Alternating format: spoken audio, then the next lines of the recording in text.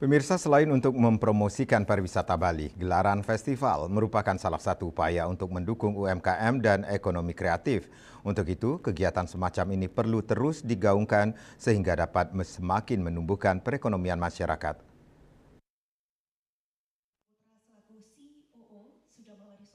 Seperti halnya Sanur Village Festival SVF 2024 yang ke-17 merupakan kegiatan rutin tahunan yang bertujuan untuk mempromosikan pariwisata Sanur secara khusus dan Denpasar, Bali secara umum.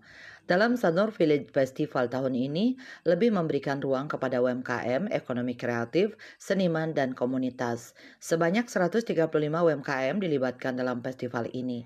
Menurut Ketua Yayasan Pembangunan Sanur yang sekaligus sebagai Ketua Panitia Ide Bagus Gede Sidarta Putra, Sanur Village Festival tentu akan berdampak positif terhadap perekonomian Bali dan Denpasar khususnya. Pihaknya menargetkan kurang lebih 100.000 kunjungan pada festival kali ini. Saya rasa pasti ada ya hotel-hotel. Sekarang berapa Pak okupansinya Pak? Sekarang masih di 85%. 85. Sangat luar Average biasa. room rate-nya Meningkat juga 2 juta nggak Lebih. begitu. Adalah revenue, ketahuan revenue di sana dari okupansi aja kita tahu ya.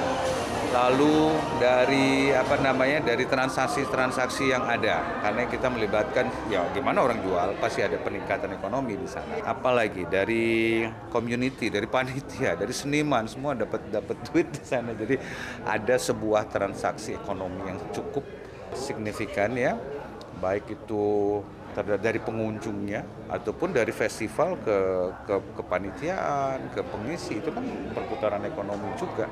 Belum lagi yang memang ya itu yang tadi nyari gadang kayak santrian itu 60% adalah repeater client.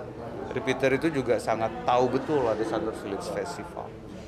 Ya, jadi kita bisa tarik per hari per orang berapa. Ya kalau dia mengunjungi ya plus poin lagi ke direct di sana. Sangat signifikan. Sanur Village Festival 2024 akan dilaksanakan di Pantai Mertasari dari tanggal 16 sampai 20 Oktober 2024. Andika, Bali TV.